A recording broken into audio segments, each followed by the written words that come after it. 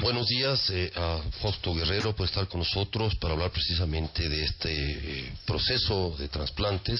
Son las 8 de la mañana con 42 minutos. Estamos transmitiendo en la señal abierta de Radio Sucesos 101.7 FM y también en Telesucesos Canal 29 UHF, por TV Cable Canal 73, Claro TV Canal 43 y en Facebook en tiempo real como Telesucesos Quito.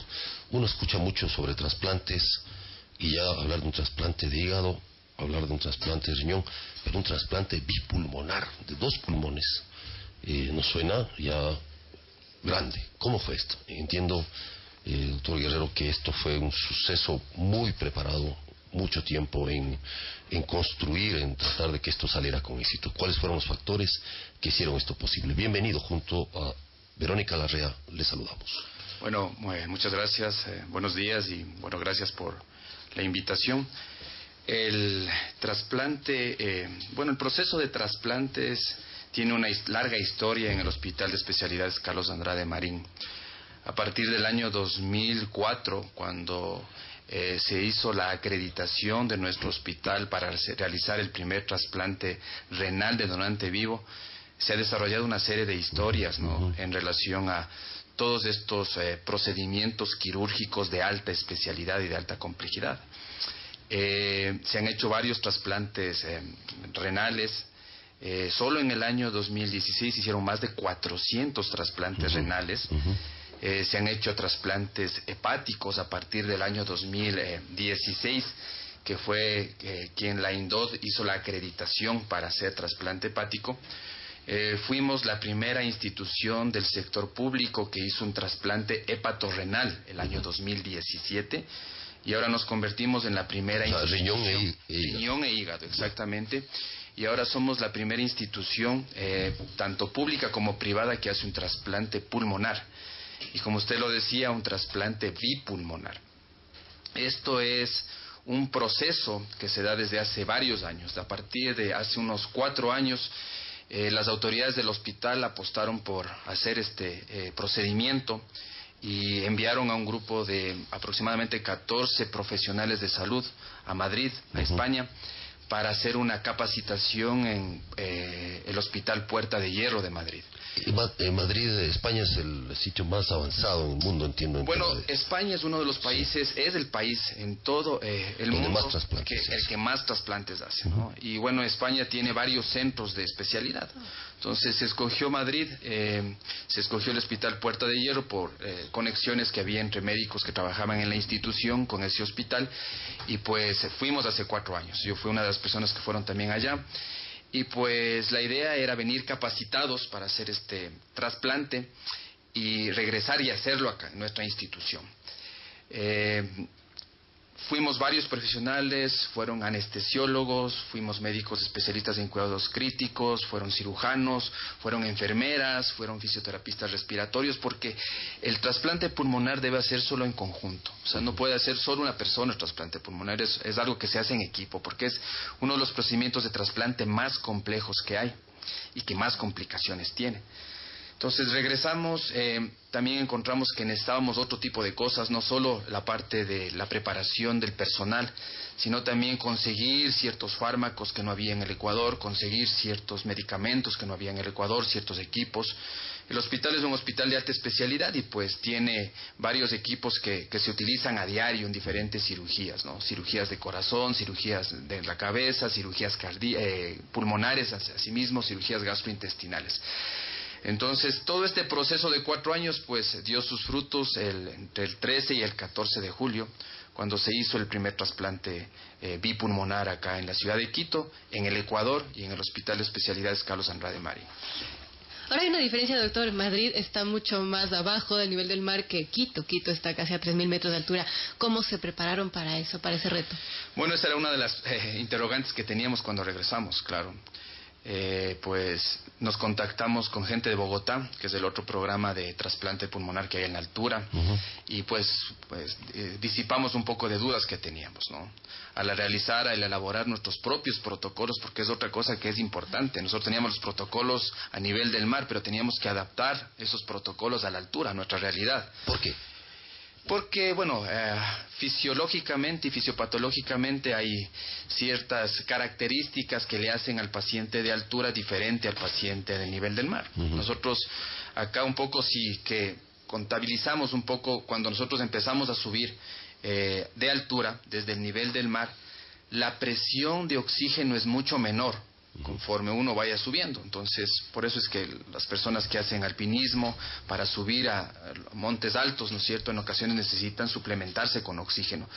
Y eso hace que las personas que vivimos en altura desarrollemos ciertas características, ¿no es cierto?, a nivel de nuestro cuerpo, ¿no es cierto?, como que tenemos una tendencia a adaptarnos a la hipoxemia de altura. Entonces eso hace que haya ciertos cambios a nivel cardíaco, a nivel pulmonar, que nosotros debíamos estar claros qué es lo que va a pasar cuando realicemos el primer trasplante de pulmón. Y bueno, como les digo, conversamos con médicos de Bogotá y bueno, se nos aclaró las dudas, adaptamos esto a los protocolos y esa era una de las cosas, cómo iba a reaccionar nuestro paciente cuando se haga el trasplante de pulmón. Entonces, ha salido dentro de lo esperado, dentro de lo que nosotros considerábamos que va a pasar, que no tengamos mayores dificultades. Y bueno, pues como digo, somos ahora ya uno de los centros que hace trasplante de pulmón a nivel de altura, luego de Bogotá, que es el primer ¿Qué pasa con los donantes de pulmón? ¿O cómo está funcionando el Programa Nacional de Trasplantes en ese sentido?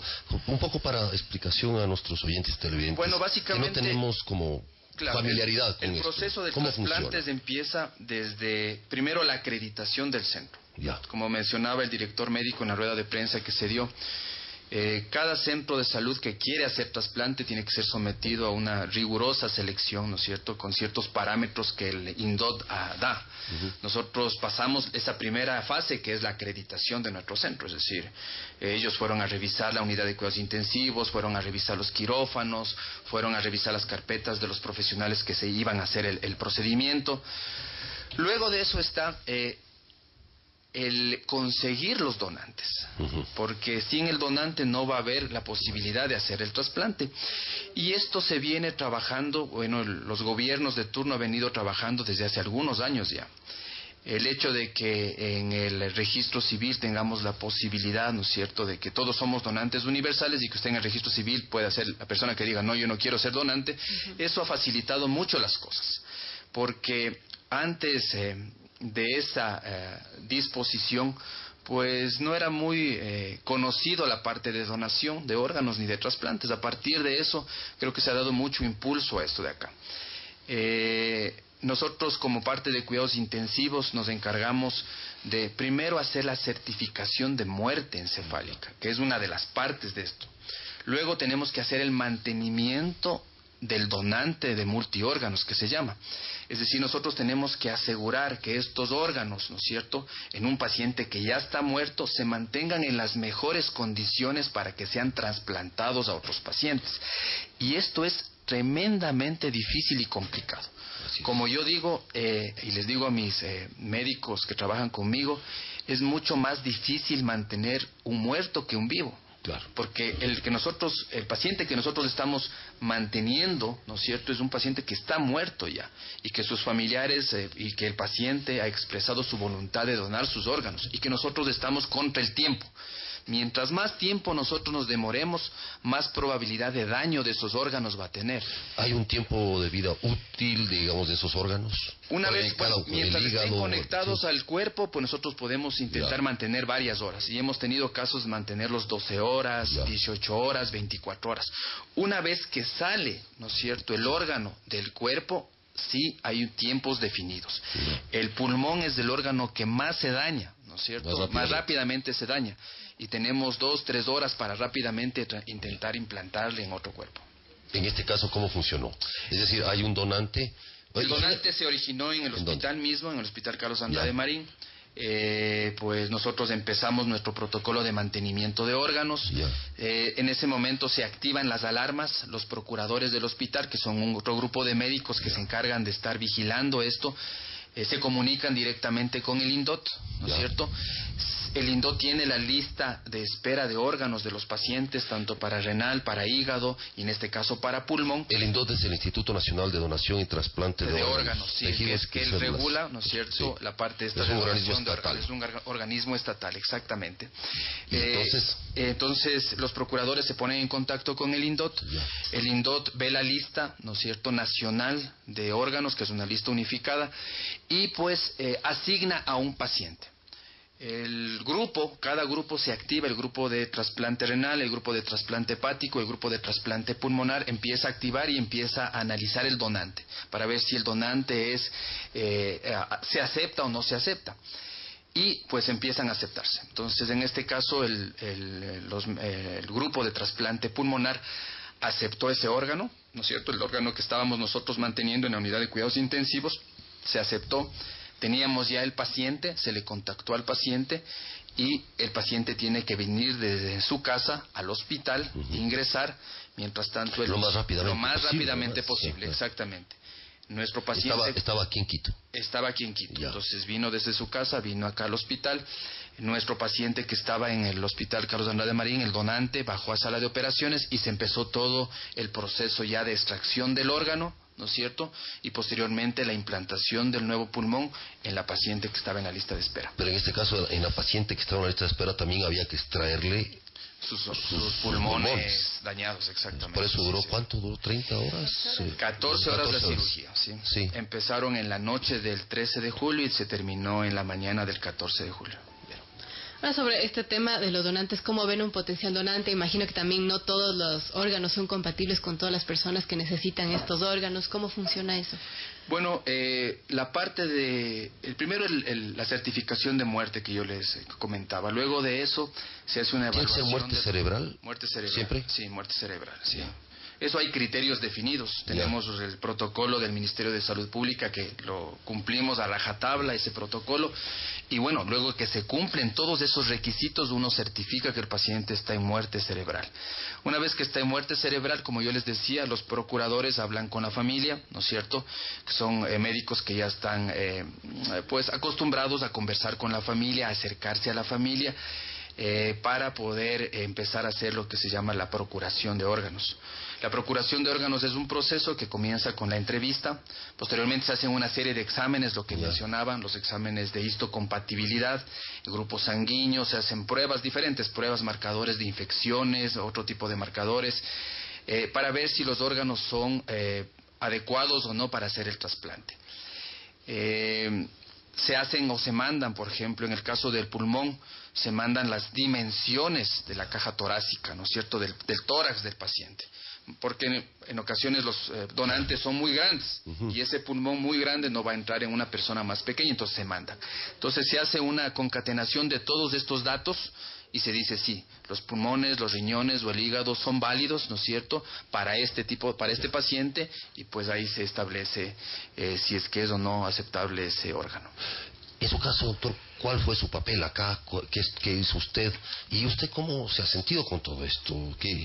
Bueno, ¿Usted fue formado para esto? Sí, bueno, yo soy jefe de la unidad de cuidados intensivos del Hospital de Especialidades Carlos Andrade Marín. Y básicamente nosotros como médicos especialistas de medicina crítica participamos en 3 puntos de todo lo que es donación. Primero es la certificación de muerte encefálica. El segundo es el mantenimiento de órganos que le estaba mencionando. Y tercero es en el manejo postoperatorio de la cirugía del trasplante. Es decir, cuando la paciente fue sometida a la cirugía, luego pasa a la unidad de cuidados intensivos, ¿no es cierto? Y en la unidad de cuidados intensivos estuvo 7 días aproximadamente. Nosotros básicamente vigilábamos el aparecimiento de complicaciones que pueden presentarse. Una de las complicaciones, para que me entienda la audiencia, es, por ejemplo, que el pulmón no funcione. ¿Cierto? Que no funciona, es decir, que el pulmón, por motivos diversos que podemos conversar, se puede conversar en otros momentos, el pulmón no funciona, no hace su función principal, que es la de intercambio de gases, o sea, a nivel de su estructura, es decir, no da la suficiente cantidad de oxígeno al resto del cuerpo. Tenemos problemas. Entonces esa es una de las complicaciones más temidas que se presentan en los primeros 3 a 5 días y que nosotros tendríamos que estar pendientes de eso. Entonces la paciente estuvo en la unidad de cuidados intensivos, estuvo monitorizada las 24 horas al día, estuvo con personal de especialidad las 24 horas al día, tratando de detectar oportunamente estas complicaciones y de corregirlas sobre la marcha para que no haya ningún problema. Otro de los problemas que también nosotros tuvimos pendientes de la parte del rechazo, ¿sí? Y la otra es que los otros órganos también funcionen bien, porque recuerden que someterle a un paciente a 14 horas de cirugía es un estrés para el cuerpo y eso puede ocasionar problemas no solo con el pulmón, sino con el riñón, con el corazón, con el hígado, con el intestino, con la cabeza. Entonces, la misión de cuidados intensivos es básicamente eso, vigilar, detectar y tratar las complicaciones precoces que se presentan luego de la cirugía de pulmón. Posteriormente la paciente pasó a hospitalización, ¿no es cierto?, donde se hizo otra serie de cosas que se hacen habitualmente y pues salió la anterior semana, el día viernes salió con el alta a su casa, se está en su casa ya y bueno, tendrá que venir a cumplir otra etapa. La etapa de rehabilitación pulmonar, ¿no es cierto? Y la etapa del manejo de la medicación inmunosupresora, que es la medicación, ¿no es cierto?, que evita que haya un rechazo del cuerpo hacia el trasplante, al pulmón trasplantado. Y en lo psicológico, ¿cómo se trata al paciente en estos casos? Porque claro, llevar 2 pulmones que no son de uno y finalmente, ¿no es cierto?, claro, te permite vivir y todo, pero debe haber algún cambio en la emoción. Bueno, el manejo tiene que ser integral, claro, ¿no es cierto? Están involucrados médicos de diferentes especialidades. Está involucrado el personal de enfermería, que es tremendamente importante porque es el personal que está a la cabecera del paciente. Está involucrado el personal de terapia respiratoria, que lo que le va a hacer es, ¿no es cierto?, enseñarle nuevamente, ¿no es cierto?, a que respire, a que se ejerciten sus músculos respiratorios. Está el personal de nutrición, ¿no es cierto?, y está el personal de psicología, ¿no es cierto? En el personal de psicología, claro, tiene que hablar no solo con la familia del paciente, sino, no solo con la paciente, sino con la familia del paciente, porque en ocasiones hay este tipo de preguntas, este tipo de problemas, ¿no? Entonces estuvo todo el tiempo, ¿no es cierto?, conversando, personal de psicología con la paciente, tratando de que entienda, ¿no es cierto?, que más que todo es una esperanza de vida, ¿no es cierto? Ella prácticamente volvió a nacer, ¿sí?, en el sentido de que ella recibía durante 4 años oxígeno durante todo el día en su casa. No podía, se fatigaba para peinarse, se fatigaba para hacer sus quehaceres mínimos, se cansaba, le faltaba el aire, y ella básicamente lo que hizo es dejar el oxígeno totalmente. ¿Qué dolencia tenía ella en los pulmones? Ella tenía una patología que se llama bronquiolitis constrictiva, ¿no es cierto?, que es una enfermedad que los bronquios o los bronquiolos son unos conductos que llevan el oxígeno, ¿no es cierto?, desde la parte, viene boca, viene tráquea, ¿no es cierto?, y se distribuyen durante todo el pulmón unos conductos que llaman los bronquiolos o bronquios. Entonces ella lo que tenía es una enfermedad que ocasionaba que estos se cierren.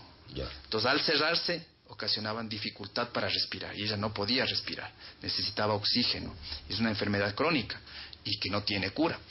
Entonces por eso ella estaba en la lista de candidatos para trasplante de pulmón y pues claro, la única posibilidad para ella era hacerle un trasplante bipulmonar. ¿Se puede hacer, tiene que ser bipulmonar o con un pulmón? Hay gente que vive con un pulmón. Sí, bueno, depende de la patología. Sí, depende de la patología, de la enfermedad. Entonces hay enfermedades en las cuales es necesario hacer un trasplante bipulmonar y hay enfermedades en las cuales solo se puede hacer un trasplante unipulmonar. Entonces, un poco llevándonos a la historia, los programas de trasplante pulmonar siempre han empezado con trasplantes unipulmonares. Es decir, han hecho 10 unipulmonares y al 11º empezaron a hacer el bipulmonar, hasta coger experiencia, hasta ver cómo les iba, etcétera. En este caso, se había planificado hacer el unipulmonar, sin embargo, la paciente era candidata para hacerle bipulmonar. Y en vista de que la evolución inicial, cuando se hizo el trasplante de un solo pulmón fue adecuada, decidieron el equipo quirúrgico hacerle el siguiente pulmón y pues se hizo el trasplante bipulmonar. Esa decisión se tomó en el quirófano. Se tomó en el quirófano, sí. O sea, previo al quirófano, paciente era candidata a cervipulmonar, ¿no es cierto? Pero como recién empezábamos el programa, pues iban a ver cómo les iban con el primer pulmón. Se arriesgaron, mejor dicho. Sí, exactamente. Pero claro, con todas las precauciones. Con todas las precauciones, sí. Terminamos. Una decisión difícil, doctor. Sobre la calidad de vida de la paciente, ahora que tiene este trasplante, ¿puede hacer su vida normal o toda la vida tendrá que tomar medicación o cómo es? La calidad de vida de ella, pues, solo con el simple hecho de quitarse, de dejar de usar oxígeno. Porque eso también tiene sus afectaciones. Claro, de dejar de usar oxígeno todo el tiempo, pues va a mejorar ostensiblemente. Solo en el simple hecho de hacer sus cosas habituales, bañarse, peinarse, comer, caminar de un cuarto al otro de su casa, ¿no es cierto? Salir, darse una vuelta alrededor de su casa, solo eso pues es un cambio brutal en su calidad de vida. Ella puede salir, puede venir, va a tener que venir todas las semanas al hospital, ¿no es cierto?, a hacer sus ejercicios respiratorios, su rehabilitación pulmonar, ¿no es cierto?, tiene un plan ya establecido de rehabilitación pulmonar, tiene que venirse a hacer ciertos exámenes, porque lo que sí debe hacer es toda la vida tomar medicación inmunosupresora, y eso es lo que tiene que hacer, ¿no?, para evitar el rechazo. Ahora ella tiene que cuidarse, ¿no es cierto? Ella tiene que salir con mascarilla, ¿no es cierto? Mascarilla, y evitar los lugares donde hay mucha gente, aglomeración, o utilizar un tipo de mascarilla especial en esos casos.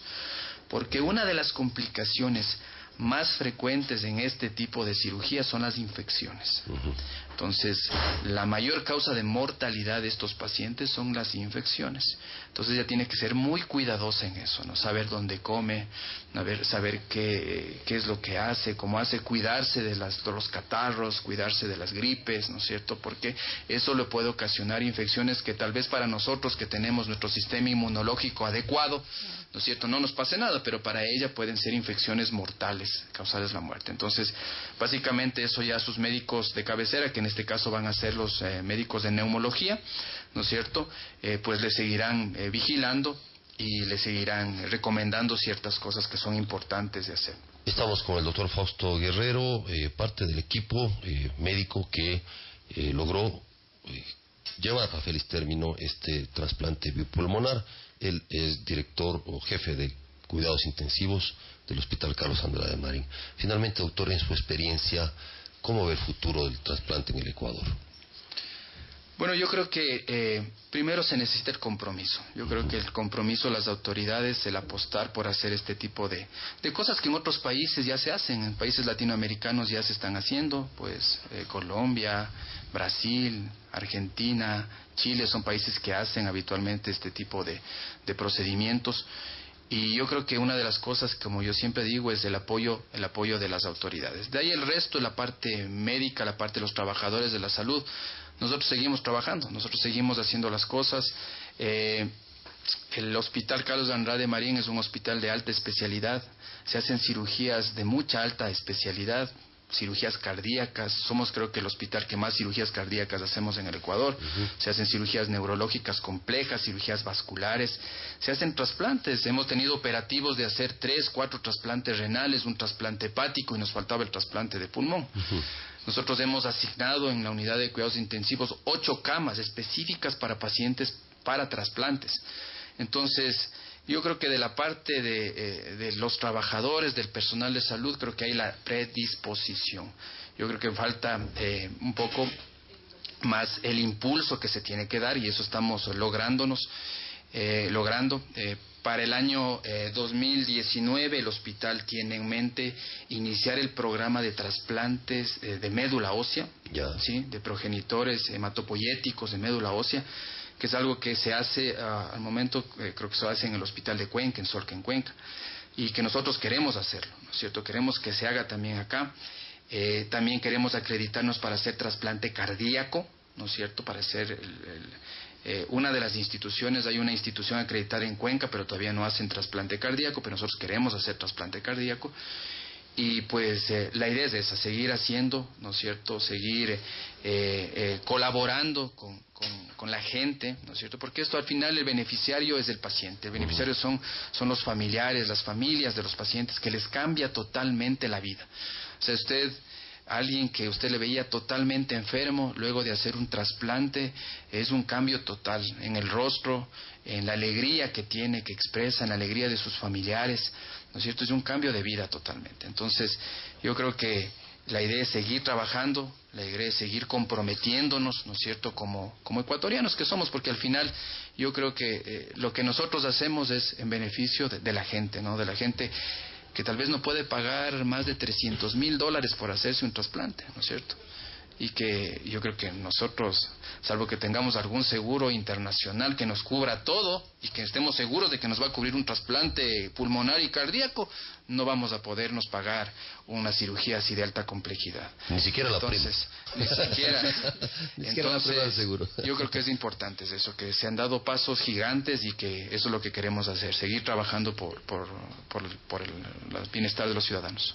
Muy bien, gracias al doctor Fausto Guerrero por haber estado acá con nosotros y explicarnos, acercarnos un poco a lo que significó este trasplante bipulmonar en el Hospital Carlos Andrade Marín. Felicidades, doctor, y también sobre todo a la paciente y su familia, porque en realidad ellos han sido los beneficiarios. Terminamos, Verónica. Sí, terminamos, amigos, damos